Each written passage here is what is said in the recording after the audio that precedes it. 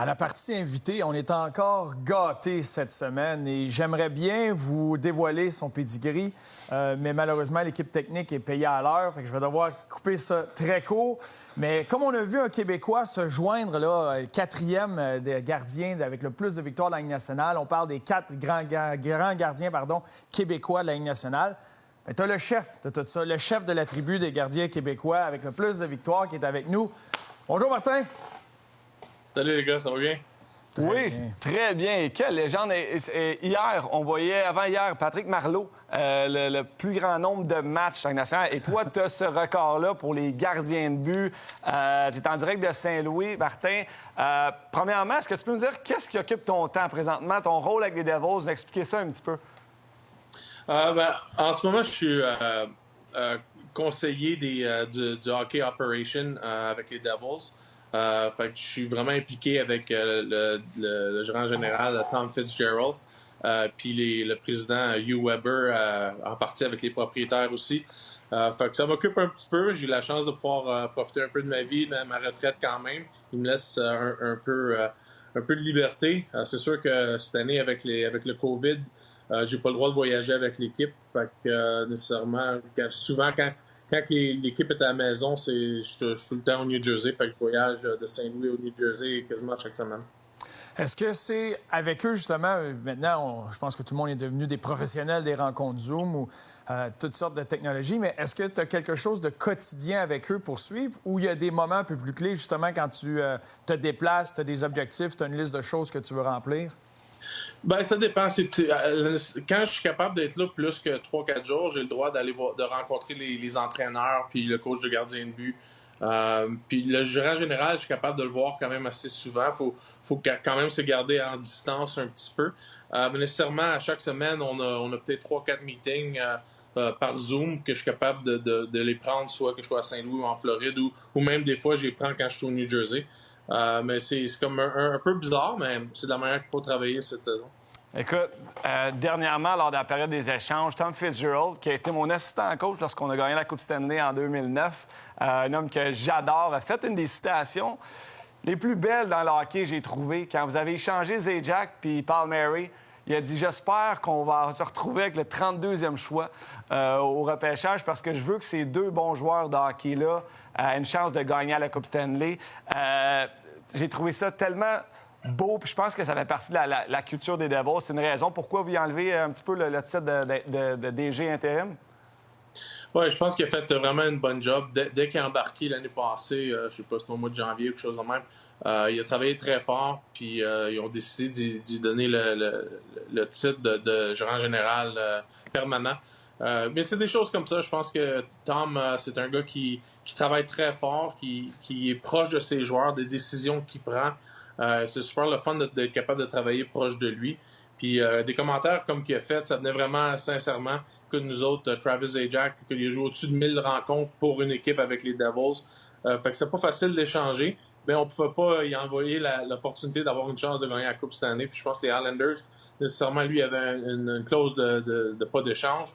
Puis il était capable de la waiver pour aller seulement aux Islanders. Fait que on était capable de faire ça, mais on lui a fait promettre aussi, on a parlé à Lou Lamoriello, puis on veut absolument qu'il soit fait partie de l'équipe et non juste un move de profondeur que certaines équipes seraient capables de faire des fois. Fait que on est bien content que ces deux joueurs-là sont installés avec les Islanders. Puis en espérant que ça va aller bien pour eux autres, mais nous autres, on était capables de remplir ce qu'on avait besoin de faire avec cet échange-là.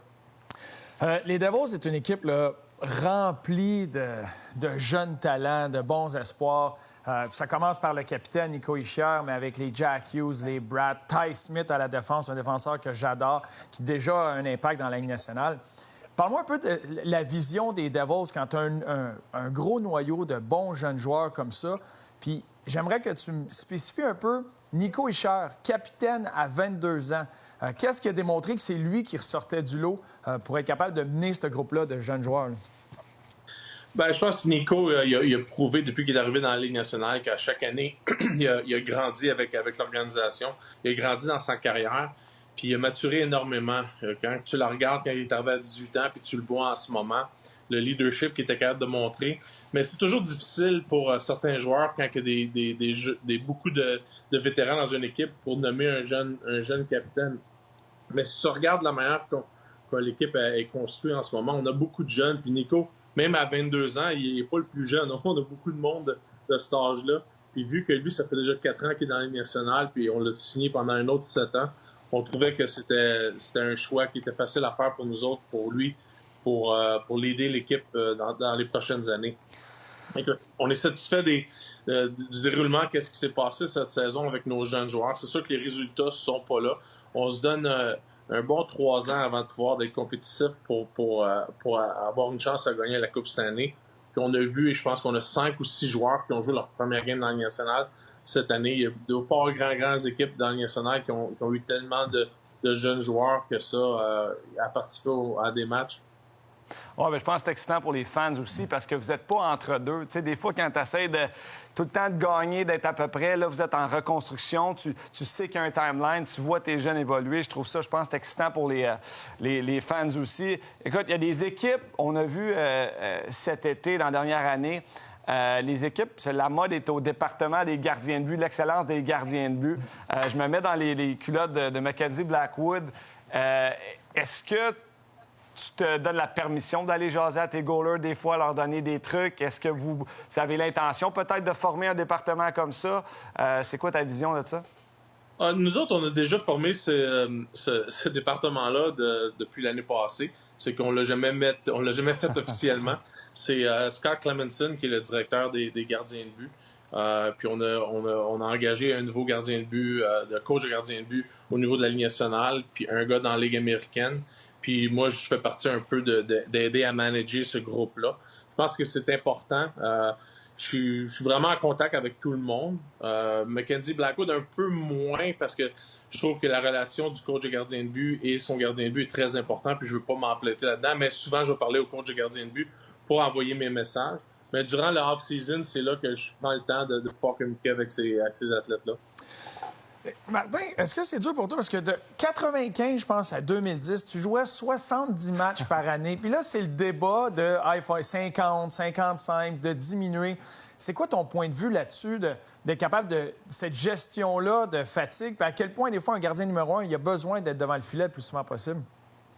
Quand j'ai pris ma retraite, je trouvais ça bizarre que le monde n'était pas capable de jouer 70 games. Mais plus que je regarde de la manière que la game est jouée en ce moment, le temps de possession dans la zone défensive, le nombre d'avantages numériques qu'il peut avoir, le nombre de qualités de chance avec pas de clutching and grabbing, les gars qui vont au net, il y a beaucoup plus d'action. Je pense que c'est plus demandant d'être un gardien de but. Puis c'est sûr, dans les dernières années, surtout cette année, c'est demandant. Écoute, on a passé à travers 5 gardiens de but, nous autres, cette saison. De Boston, ils ont passé à 4 ou 5 gardiens de but aussi.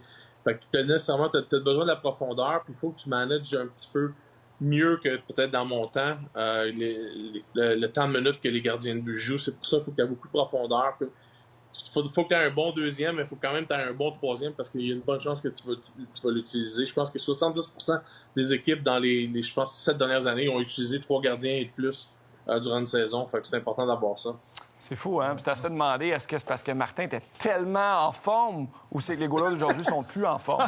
Moi, c'est plus ça, la vraie question, là, mais bon, je veux pas que tu y répondes. Moi, je pense que c'est parce que t'étais vraiment... Je peux te répondre. Faut pas que tu t'entraînes trop fort. Faut pas que tu gardes ton énergie pour les games. C'est ça. Je comprends. C'est ça, le truc. On va le savoir. La sagesse. Ouais. Martin, t'as parlé rapidement. T'as dit, tu sais, quand j'ai pris ma retraite, je pensais que c'était normal de jouer 70 games. Parle-moi un petit peu de ta transition de joueur à maintenant. Tu fais partie du management du hockey. Est-ce que c'était quelque chose de planifié, prévu? Est-ce que tu y pensais dans les années précédentes?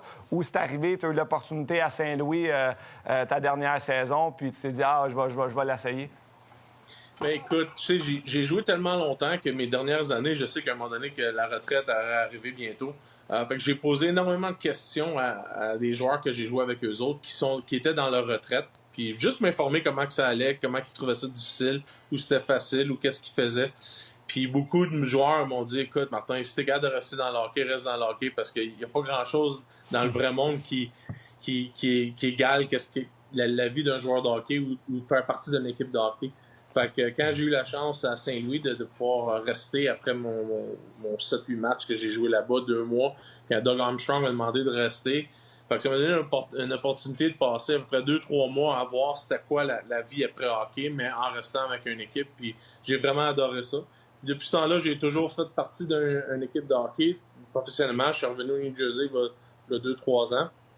Que c'est un petit peu plus normal pour moi. C'est un peu plus familier que c'était à Saint-Louis. Puis c'est pour ça que j'ai décidé de faire ça. Puis j'ai aucun regret.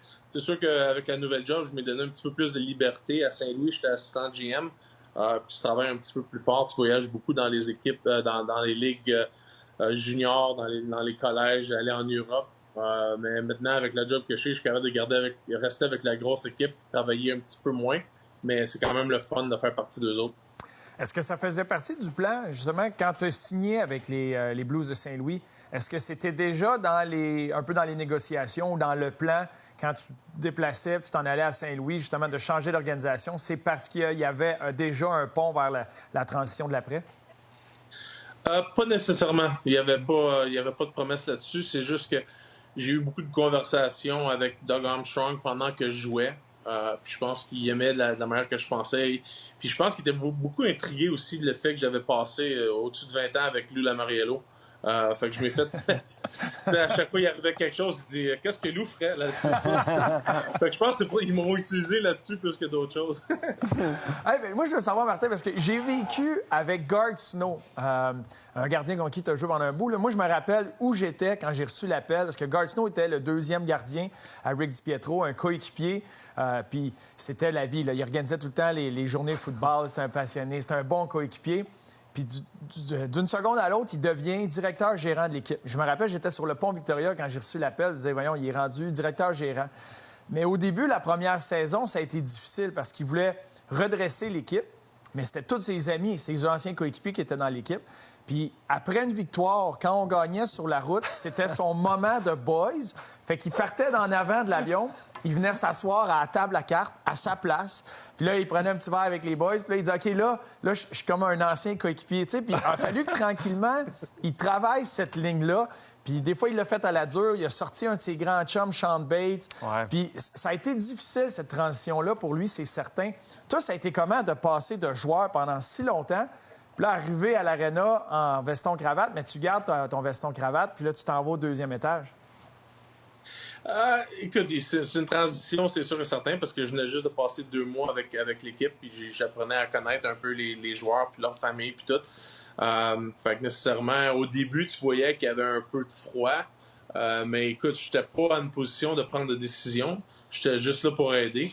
Fait que c'est ça que j'ai fait, puis je pense que le monde a respecté ça, puis écoute, je faisais qu'est-ce que le gérant général voulait que je fasse. Fait que des fois, c'était pas comme évident. Des fois, il fallait que je descende des gars.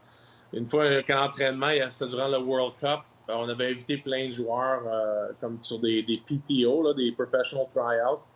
Fait que là, c'était moi qu'il fallait qu'ils disent à ces gars-là, c'est des gars un petit peu plus âgés que j'avais des relations avec, de dire, bon, on n'a plus besoin de toi, il faut que tu t'en ailles chez eux. Et puis là, il y a certains joueurs qui étaient là, ils disent, I don't know, je sais pas qu'est-ce que je vais faire, j'ai pas d'autre option. Fait que là, ça te brise le cœur un peu de faire ça, mais ça te prépare un peu à qu'est-ce que, si à un moment donné, j'aurais aimé ça gérant général à un point, ça te prépare un petit peu à faire ce job-là aussi. Oui, c'est certain. Écoute, moi, j'aimerais ça te remercier personnellement parce que je jouais pour le Laser de Saint-Hyacinthe à Tombe 2A. Puis quand j'étais à Tombe 2A, tu jouais pour le Laser de Saint-Hyacinthe dans le junior majeur. Oui. Puis Bruno vient de Saint-Hyacinthe aussi, là, donc ton gilet est encore là accroché. Puis tu avais été super sympathique parce qu'on t'avait rencontré dans la chambre d'hockey, puis j'étais super impressionné. Donc, merci. Deuxièmement, à ta deuxième saison dans la Ligue nationale, Martin, tu as remporté la Coupe Stanley. Est-ce que tu l'as comme pris pour acquis ou tu savais comment? Tu sais, des fois, ça arrive vite, tu rentres en Ligue nationale, vous étiez toute une machine de hockey, là, les joueurs devant toi, là, avec des Guérin, Richer, Stevens, Lemieux, Niedermayer. Est-ce que tu réalisais que tu avais ça devant toi, puis ou tu l'as vraiment apprécié? Là? Non, je pense qu'on l'a vraiment apprécié. C'était la première fois que l'organisation elle avait la chance de jouer pour une Coupe Stanley. Écoute, l'année auparavant, on avait perdu contre les Rangers à 7e match dans la finale de la conférence. Fait qu'on on avait bâti un peu de quelque chose mon année recrue avec l'organisation. Puis c'était la première année de Jacques Lemaire. Tout le monde apprenait à jouer son système. Puis je pense que quand on est revenu la deuxième saison, on avait beaucoup de confiance. Mais encore une fois, quand l'équipe n'a jamais arrivé à ce niveau-là, c'était comme quelque chose que on a mis le pied sur le gaz puis on n'a jamais arrêté. Puis on n'a jamais réalisé qu'on aurait battu les Red Wings en 4 matchs pour gagner la Coupe Stanley. C'est qu'on avait tellement de respect pour eux autres avec leur coach, Scott Bowman, qu'on n'a jamais voulu regarder en arrière. On a regardé juste en avant puis on a réalisé qu'on a gagné ça en 4. Fait que c'était pas mal exceptionnel pour nous autres, pour l'organisation puis les joueurs impliqués. Est-ce que, parce que là, quand tu en gagnes une, puis là, en 95, en 2000, en 2003, puis tu penses tout le temps à la prochaine, puis tu veux continuer dans cette direction-là, maintenant que c'est arrêté comme joueur, parce que c'est sûr que comme organisation, tu veux continuer d'aller en chercher, mais comme joueur, quand c'est arrêté, est-ce qu'il y en a une des trois ou un moment de ces conquêtes-là qui ressort à tes yeux quand tu te promènes dans ton entrepôt là, de cadres et de photos et de trophées? Est-ce qu'il y en a une qui ressort et dit celle-là est spéciale à cause de... Écoute, elles sont toutes spéciales. C'est sûr que quand tu es jeune, il y a beaucoup de monde qui vont t'aider pour avoir du succès, pour gagner la Coupe Stanley. Mais quand tu viens plus vieux, c'est ta responsabilité de prendre les jeunes joueurs puis de les aider. Fait que si tu regardes en 2000 puis en 2003, ça a été ça. Ça a été... En 2000, pour moi, c'était vraiment le fun parce qu'on avait des gars comme Colin White, Scott Gomez, John Madden, Brandon Rafalski, qui n'avaient jamais gagné une Coupe Stanley, qui ont remis un peu de vie dans notre équipe parce que ça faisait quand même 5 ans qu'on n'avait pas gagné une Coupe Stanley puis on avait vraiment des bonnes équipes. Fait que ça a été vraiment une satisfaction pour nous autres de pouvoir gagner la Coupe Stanley puis les voir réagir à gagner la Coupe Stanley. Puis en 2003, c'est complètement différent.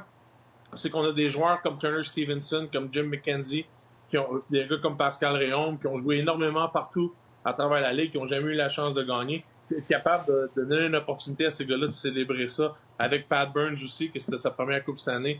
C'est des affaires spéciales. Fait il y a toujours une histoire à chaque Coupe Stanley. C'est jamais banal. N'importe qui a gagné une Coupe Stanley peut dire exactement le moment qu'il l'a fait ou que ça a brisé ou que ça a cassé. Fait que c'est toujours le fun de pouvoir en parler. Es-tu capable, je sais que c'est difficile, es-tu capable de comparer, tu as gagné 2 médailles d'or là, aux Olympiques, là, ces médailles d'or-là, la satisfaction que ça t'a apporté comparativement aux Coupes Stanley? Mais écoute, la médaille d'or, pour moi, c'est celle en 2002, quand on a gagné à Salt Lake City. J'étais pas dans le filet en 2010, je faisais partie de l'équipe, j'avais commencé un peu, puis Luongo avait fini le tournoi, puis on avait gagné une médaille d'or. C'est sûr que celle-là, c'est super le fun à cause qu'on était au Canada. Juste avoir le support des fans, puis tout le kit, la manière que la ville de Vancouver était, c'était pas mal incroyable. Mais je reviens toujours un peu pour moi à cause que j'ai fait une grosse partie à Salt Lake City. C'est quelque chose d'ajustement. La beauté d'une médaille d'or, écoute, c'est un ajustement pour les joueurs de jouer pendant 2 ou 3 semaines, d'apprendre à jouer ensemble, d'apprendre un nouveau style de jeu, que ce soit, écoute, je pense qu'on avait 11 capitaines, puis on avait, je pense, 900. Ça veut dire, tout le monde, faut qu'il s'ajuste. C'est pas tout le monde qui va être sur le power play. Puis c'est ça, je pense, l'affaire la plus difficile que le monde ne réalise pas. Oui, c'est les meilleurs joueurs, mais ils jouent dans différents rôles. Puis c'est là que l'organisation de Team Canada est très bonne de mettre tout le monde au même niveau puis qu'on performe pour gagner une médaille d'or pour notre pays.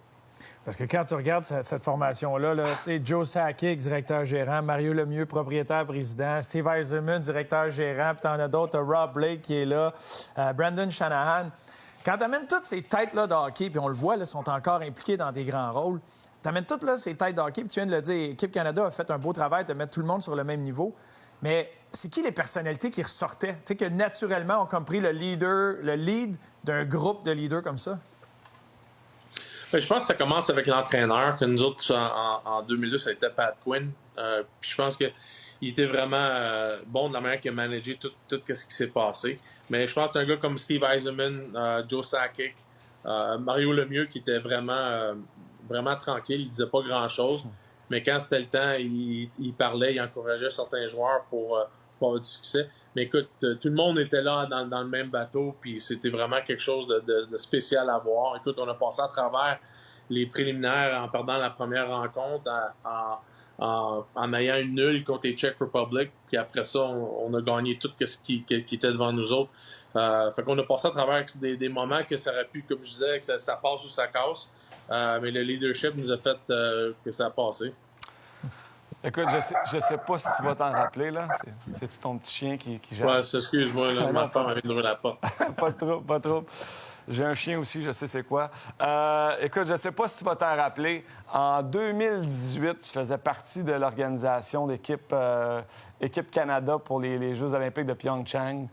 Puis moi, je veux savoir, là, parce que dans ma tête, j'ai fait ma propre histoire. J'ai joué au hockey en Russie. Les joueurs de la Ligue nationale n'avaient pas accès à ces Olympiques-là. Donc, en début de saison, je pensais peut-être faire l'équipe. Tu sais. Puis là, c'est Sean Burke qui m'a appelé pour me dire que je faisais pas l'équipe. Martin, j'ai-tu passé proche ou pas? Là? C'est-tu toi qui as dit non, Talbot, on le prend pas? C'est quoi la vraie histoire? Là? T'étais dans des discussions, ça, c'est sûr. Ah, OK, c'est tout. C'est tout Vous avez bien fait. Vous avez bien fait. Ah, on aurait gagné l'or, sûrement. En tout cas, je sais La discussion, c'était « Hey, qu'est-ce que vous pensez de Max? » Non! Out! Non, ben, gars, Max, c'est pas grave. La prochaine. La prochaine, il n'est jamais trop tard. Il n'est jamais trop tard. Hey, mais je veux qu'on parle parce que là, justement, tu as été directeur gérant du championnat du monde. Et ils viennent de nommer Roberto Luongo pour le prochain championnat du monde, directeur gérant d'Équipe Canada. C'est quoi le rôle? À quoi ça ressemble le rôle de ça, d'essayer de rassembler l'équipe? Puis il y a beaucoup de limitations. Et c'est quoi les conseils que tu donnerais à Roberto, justement, pour bien accomplir ce rôle-là? Mais écoute, c'est pas aussi facile que le monde pense, surtout pour le championnat du monde. Écoute, les saisons se terminent, les joueurs sont banged up un petit peu. Sont pas intéressés à voyager. Je sais pas, comme j'ai lu ça, mais c'est-tu pour le printemps qui arrive? C'est-tu pour cela qu'il a été nommé ou c'est l'autre année d'après? C'est 2022, je crois. OK. Fait que là, au moins, ça va te calmer un petit peu, mais il y a quand même une affaire qui est difficile, c'est de faire accepter les joueurs de venir. Écoute, nous autres, puis il y a certains joueurs, comme le premier appel que j'ai eu, moi, ça a été Connor McDavid. Il dit, je veux jouer tout de suite. Fait que t'as des joueurs de même qui sont vraiment Hockey Canada à 100%. Puis il faut que tu respectes ça. Il y a des relations qui se passent avec Hockey Canada. Le fait que tu choisis les entraîneurs, il y a encore des connexions avec Hockey Canada. Fait que je sais qu'il y a quelque chose que je peux juste y proposer un peu, c'est de vraiment de faire son plan d'attaque à lui-même puis travailler avec Scott Salmon. S'il y a besoin d'avoir quelqu'un qui crosse vraiment, vraiment de se battre pour l'avoir. Moi, j'étais général manager avec Sean Burke, encore une fois. Puis ça a quand même bien été, mais il y a quand même des budgets. Parce qu'il faut que tu payes l'assurance des joueurs. Fait que, il y a quand même des limites de combien de Connor McDavid que tu peux avoir dans ton équipe. Fait qu'on espérait juste que Sid... il voulait pas venir. On peut pas dire non, puis on aurait eu un problème de budget un petit peu. Mais c'est quelque chose que je savais pas, que c'est comme un cap salarial. Faut que tu cherches ça comme ça. Puis... Exactement. Puis sûrement que c'est entraînant. Lorsque, comme tu dis, toi, quand Connor McDavid dit oui, c'est sûr que ça va influencer d'autres bons joueurs à vouloir venir. Tu sais, puis parce qu'eux, ils veulent gagner. Ils voient qui qu'il y a là, leur chum aussi. Je sais qu'il y a des gars qui aiment ça aussi aller là-bas, dépendamment de la ville où le tournoi se situe. Je pense que ça influence les joueurs aussi. Ça, parce que c'est comme... Je sais qu'ils travaillent fort, ils veulent gagner l'or, mais c'est des belles vacances. Il y a 2 semaines de vacances, puis il y a 2 semaines que tu joues au hockey là-bas. C'est ça. C'est ça. Mais parfait, belle expérience. Écoute, j'aimerais rentrer dans le vif d'un sujet. Là. Marc-André Fleury a fait son apparition dans le top 4 des gardiens de but avec le plus de victoires dans l'histoire de la Ligue nationale. Tu es au sommet. D'après moi, personne ne va jamais te rattraper. C'est pas mal certain. Premièrement, c'est 4 Québécois. Qu'est-ce qui, pour toi, explique ça, la dominance des gardiens de but québécois? Ben, écoute, moi, je trouve que la manière que ça marche dans la Ligue nationale, il y a beaucoup de... comme des moments durant pas les saisons, mais durant une partie de l'histoire du hockey que certains pays dominent un petit peu plus sur le côté gardien de but. En ce moment, tu vois que c'est tous les Russes. Tu regardes Vasilevskiy, Bobrovsky, les Samsonov, tous les jeunes qui s'en viennent sont tous là. Dans le temps que Patrick Roy, il a décidé, lui, quand il a embarqué dans la Ligue, il a commencé à dominer. Il y a des gardiens de but comme moi, comme Roberto Luongo, que Fleury, lui, il est un petit peu plus jeune. Mais comme moi puis Roberto, on la regardait énormément Patrick Roy, puis le succès, un gars comme Félix Potvin, Stéphane Fiset, tous des Québécois qui ont décidé pas décidé, mais qui ont réussi dans la Ligue nationale. Puis ça nous a donné un espoir à nous autres de vouloir faire ça. Puis on a eu l'opportunité, surtout moi, j'ai eu l'opportunité de jouer dans une manière dans la Ligue nationale qui laissait les gardiens de but jouer beaucoup, comme Patrick Roy, comme Luongo a joué beaucoup, puis Fleury a joué beaucoup. Tu peux pas atteindre ces niveaux-là à jouer 50 matchs. C'est pour ça que si Marc-André n'y arrive pas à mon record, ça va être tellement difficile pour tous les autres gardiens de but parce qu'il n'aura pas la chance de jouer autant de matchs que nous autres, on a eu la chance de le faire. Fait que, en ce moment, dans ces moments-là, c'était vraiment les Québécois qui dominaient. Puis j'espère que un jour, le Québec et le Canada devraient revenir un petit peu plus fort sur le côté de la pépinière des gardiens de but qui jouent dans le national. Parce que, tu sais, moi, je fais le lien un peu avec Draisaitl puis ce qui se passe en Allemagne, le hockey allemand qui se développe beaucoup. Fait que des fois, quand tu as un mentor comme ça ou un héros qui va très bien dans la Ligue, bien, ça va inspirer les jeunes. Puis je pense que Marc-André fait le travail, là, comme les derniers des Mohicans, lui et Jonathan Bernier font le travail pour les jeunes gardiens québécois. Est-ce qu'il y a un élément de plus à ça? Parce que je sais qu'il y avait les frères, tu sais, il y avait François Allaire qui était là au niveau des développements et Benoît avec les écoles de hockey, puis justement donner des ressources puis des outils à ces gardiens-là. Est-ce que, au niveau de la position qui se développe énormément, ça s'est tellement développé dans les dernières années, est-ce qu'il y a un élément comme ça que le Québec pourrait améliorer pour justement donner des ressources à ces jeunes gardiens-là qui sont inspirés par les Flowers puis les autres, Jonathan Bernier? Je sais pas quelles ressources qu'il y a au Québec. Je sais juste que beaucoup de coachs de gardiens de but vont aller passer des séjours en Europe pour apprendre, surtout en Suède ou en Finlande, pour vraiment apprendre des nouvelles techniques. Puis je pense qu'il n'y a aucune raison que le Québec ou le Canada ne pourraient pas être capables de performer ces choses-là parce qu'on a quand même des bonnes têtes de hockey. Puis ça serait important aussi que certains joueurs s'impliquent dans ces choses-là pour aider à nos gardiens de but de pouvoir changer un peu le trend qui se passe avec juste des gardiens de but européens.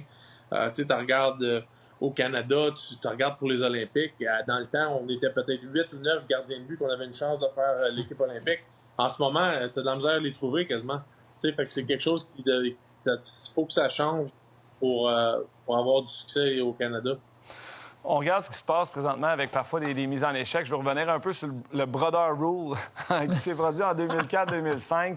La manière que les gardiens de but jouent avec la rondelle. Je sais que ça a été quelque chose d'un peu de controversé à la base. Ton opinion, tu voulais pas nécessairement que ça arrive parce que c'est une de tes forces. C'est quelque chose qui se perd de plus en plus parce que les gardiens de but sont de plus en plus gros, sont appelés à rester dans leur filet.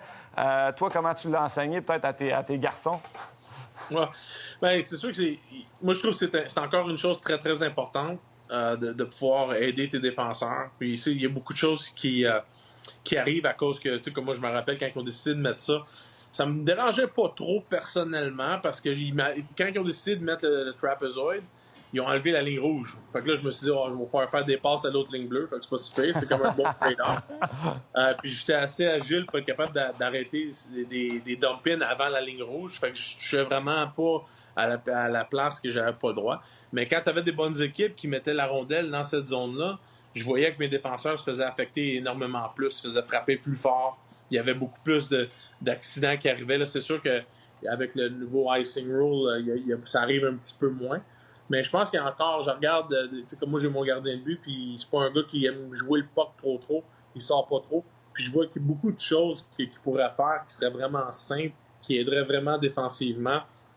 Puis je pense que l'importance de jouer la rondelle est encore vraiment là dans le national, même si le trapezoid l'enlève. C'est comme un art un peu qui a été enlevé. Je pense que c'était ça que la Ligue nationale voulait faire, c'est que gardien de but rester dans votre net, mais on est quand même des athlètes, des joueurs de hockey, puis on aime ça en participer.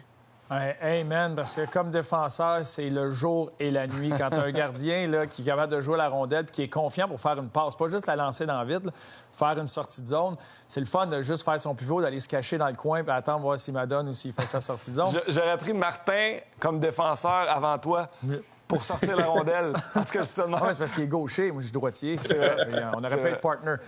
Mais hey, en parlant de jouer la rondelle, un autre record que tu as marqué 3 buts dans la Ligue nationale. Et est-ce qu'il y a un de ces buts-là qui ressort à tes yeux? Est-ce que c'est juste un addon ou dans ta tête, tu l'as essayé à peu près 150 fois, chaque fois que le gardien sortait du but de l'autre côté puis tu avais une avance, puis Dieu sait qu'avec les Devils, c'est arrivé souvent. Est-ce que c'était tout le temps quelque chose qui était dans derrière ta tête? Dis, hey, si j'ai ma chance, je l'essaye, c'est sûr? Ah, oui, c'est sûr, c'est sûr. La seule affaire, que je fasse attention, tu sais, c'était drôle parce que, une petite anecdote, j'étais, quand que Jacques Lemaire est arrivé, avant les caps salariales, on avait des bonus pour les goals against. Puis on était à Vancouver, j'avais un shutout, puis on menait 1-0. Puis, non, pas, excuse-moi, on menait 2-0. Puis il restait peut-être 8 secondes. Fait que là, je me dis, il reste 5-8 secondes, je vais essayer ça. Fait que j'ai poigné la rondelle, j'ai essayé de le lancer, puis mon hockey est cassé. Puis il est arrivé direct sur McGillney, puis il l'a envoyé dans un open net. On a gagné 2-1. Fait que là, j'arrive dans la chambre, puis là, tout le monde me dit, Martin, you owe me $500. Parce que je pense qu'on avait 1000$ pour un shutout, une affaire de même. Fait que c'est des affaires de même que c'est pas que tu fasses attention quand tu essaies de scorer. Ça peut coûter cher. Ouais, c'est ça. Fait que plus j'achète la soupe à tout le monde. Ah non. Écoute, ton fils Jérémy, qui est un gardien de but, a remporté... non, pas vrai. Il a joué son premier match, fait 47 arrêts, comme une victoire. Là. Il y a eu 50 tirs contre Hershey. Sa première game dans la Ligue américaine. Comment tu te sentais? Tu étais présent au match, je crois? Oui, j'étais là, oui. T'es un papa comment dans les estrades? T'es-tu nerveux? Non, pas si pire. J'aurais pensé que j'aurais été plus nerveux que ça. Il a quand même bien joué. Écoute, c'était juste c'était un peu de fierté. Écoute, tu sais, Jérémy, il arrive de loin. Il a joué dans la Ligue d'Ontario junior pour les Oshawa Generals. Il a gagné une Coupe Mémoriale, mais il était quand même le backup. Puis depuis ce temps-là, il roule sa boule. Écoute, il est allé dans SPHL, dans East Coast League. Il a joué à Budapest, en Hongrie. Il a joué en Angleterre. Il est retourné cette année. Il est parti, il était au Tennessee. Puis ils ont eu l'opportunité de devenir un troisième gardien de but avec l'équipe de Binghamton ici, qui joue au New Jersey. Puis il a travaillé très fort pendant 3 mois, puis il a eu sa chance de jouer. Fait que je suis content qu'il ait été capable de performer de la manière, même s'il n'a pas gagné, il a quand même prouvé qu'il est capable de jouer à ce niveau-là. Fait que c'est un plus une affaire de fierté de l'avoir vu jouer. C'est sûr que on est toujours un petit peu plus nerveux quand c'est tes enfants. On dirait être capable d'être un puppet puis de tirer les bras puis les jambes, là, mais ça marche pas de même. Il joue-tu l'hybride ou c'est un butterfly? Il est plus butterfly. Il me fait honte un peu, là, mais c'est pas grave. Sérieux? Il n'a pas regardé tes cassettes? Mais c'est pas mal plus facile, moins stressant quand c'est toi qui as les pads que de regarder quelqu'un. Non, Mais ça a été comment? Parce que là, lui, c'est sûr que c'est pas évident. Tu viens de parler de son parcours, puis cette année, pour plusieurs joueurs de hockey, c'est très compliqué avec le COVID, puis trouver des opportunités. Puis il y a bien des gars qui voient la saison le filer, puis pas avoir la chance de jouer de match. Parle-moi là, pour tes 3 gars, là, Anthony, Jérémy, William, début vingtaine, 25, 24 ans, là, les 3. Ça a été comment pour eux autres, le COVID, puis l'impact que ça a eu? Ouais, écoute, mon plus vieux, lui, il a passé, il a fini l'école à l'Université d'Ottawa l'année passée, puis il a décidé de tourner au golf, puis jouer professionnellement. Fait qu'il a passé son hiver en Floride. Fait que c'est pas comme au Québec, là-bas, c'est un petit peu plus... C'est moins plat. Ça n'existe pas là-bas. Fait qu'il roule sa boule, et comme on en parlait avant, de 6 à 8 heures par jour, pour travailler très fort dans son...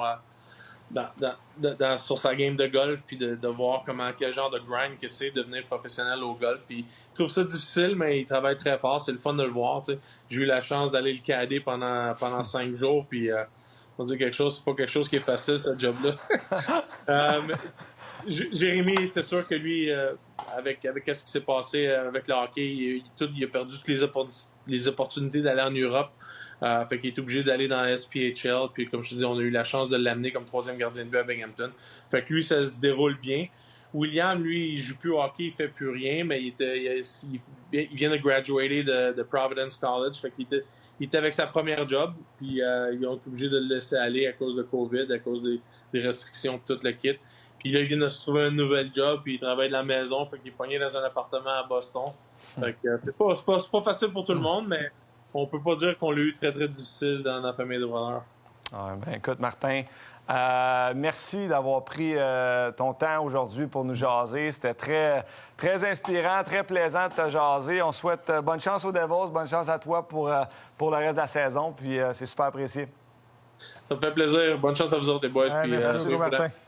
C'est gentil, Martin. Wow. Ouais. Tu sais, quand moi, là, il y a des moments quand tu commences à tes débuts dans la Ligue nationale. Tu sais, tu as des moments, wow, je suis dans la Ligue nationale. Puis un de mes moments qui m'est resté marqué en carrière, c'était un de mes premiers matchs hors concours. Au vieux là, Continental, je ne me rappelle pas, la vieille arena. Oh, c'était dégueulasse. Ça, puis le Mellon Arena, c'était les 2P, mais au moins, eux autres, ils ont déménagé assez rapidement. Mais c'était affreux comme place, mais peu importe, c'était légendaire, c'était les Devils. Puis j'étais en match hors concours, puis là, c'était une équipe qui commence. T'as les Madden, t'as les Pandolfo, Brillin était là. Puis les Devils, c'était intimidant dans ces années-là. Là, on parle en 2003, là. Puis je me rappelle, je m'avance dans l'enclave, je reçois un lancer, je reçois une passe, puis je lance rapidement, puis je suis sûr que je score sur Martin. Puis il fait un arrêt que je ne revois pas aujourd'hui, une espèce de demi-two-pat stack, la jambe dans les airs, kick ça. Puis le moment, là, je te jure, j'ai un moment de... Tu sais, t'es en match, t'es supposé rester en position hockey puis rester agressif. Je me relève, je fais comme « Oh, wow, Martin Brodeur, il y a de la... » Oh, t'as vu là, tu sais, j'ai eu une demi-seconde juste d'arrêter et faire... Wow, parce qu'il y avait son fameux masque, là, tu sais, sur le côté. Puis c'était une espèce de kick, de pad stack. Il kick la rondelle. Je fais comme, wow. Je voulais juste aller chercher la rondelle. C'est moi là, je la garde. Mais c'est drôle parce que ce matin même, je faisais une conférence avec une école de 6e année du primaire. Puis ils me demandaient, tu te rappelles-tu ton premier match dans la Ligue nationale? Puis moi, c'était à cette aréna-là, en 2005, l'année après le lockout. Et j'arrive et j'ai Sidney Crosby. Je comptais ça exactement comme ça. Là. J'ai Sidney Crosby à ma droite. C'est son premier match aussi. On est au New Jersey. J'ai Mario Lemieux qui est dans le vestiaire avec moi. Son 3e, 4e match. Oui.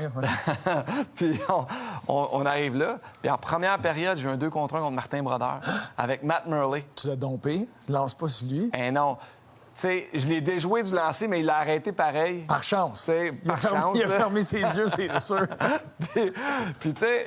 C'était tellement magique comme moment parce que, justement, t'es avec plein de grands, puis t'as la chance, comme toi, là, pareil, exactement. Je voulais juste...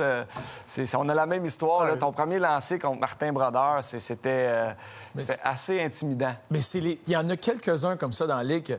Tu réalises que, wow, je joue contre lui parce que, comme Québécois, ça kick. Lui, tu le regardes aller, tu le regardes jouer, puis c'est tellement impressionnant. Fait que là, quand tu arrives à côté, c'est la même affaire que tu voyais tout le temps à TV ou ces cartes de hockey, le même masque, les mêmes espèces de jambières. C'est un moment de même. Quand tu as joué, mettons, contre moi la première fois, as-tu un moment comme ça? C'est encore comme ça à tous les jours. Moi, quand je te vois, je suis comme « wow », il me parle. Oui, c'est pareil. Tu me gênes. Tu me gênes. Wow. C'est super intéressant pour avoir... Puis encore, juste avoir la chance de jaser, d'interviewer des gars comme ça qui n'ont tant vécu. Puis, tu sais, c'est le fun comme ça. Puis on aurait pu jaser d'anecdotes. Quand ils me contaient l'histoire, les Olympiques, là... faire partie de ces équipes-là, avec tous ces grands-là, autant en 2002 que 2010, c'était 2 différentes générations. C'était 2 équipes différentes, mais il a joué avec des grands joueurs. Au niveau des gardiens, lui, il a grandi en regardant Patrick Roy, mais c'est lui qui est le plus grand gardien au niveau des victoires. Puis c'est fou, là. On le regardait tantôt, là, de 95 à 2010, jouer 70 matchs par année. Il n'y a aucune chance que personne se rapproche de ça. Tu penses-tu qu'il s'en rappelle, Bruno, de ces 2 arrêts-là? Moi, je pense que oui. C'est pour ça qu'il a accepté. Parce que ça doit être 2 lancers qui l'ont marqué. Ouais. Tu sais, des fois, tu fais comme Bruno voir comment j'ai fait. Il a reçu une passe, puis il a lancé. Tu sais, comment j'ai fait pour l'arrêter? Je l'ai arrêté, j'ai arrêté Bruno. Oh! Puis là, il a dû faire Maxime, j'ai arrêté Maxime. Signe-moi ça. C'est sûr que c'était ça. Mais là, on va passer, on est chanceux parce que la semaine dernière, on a eu le plus grand combattant de tous les temps. Cette semaine, on a le plus grand gardien de tous les temps. Et la semaine prochaine, on a la plus grande gardienne de tous les temps. C'est Kim Saint-Pierre qui va être avec nous autres. On est gâtés. On est très gâtés, Max Bruno. Alors, on a très hâte de vous revoir la semaine prochaine. Merci d'avoir été là. À bientôt.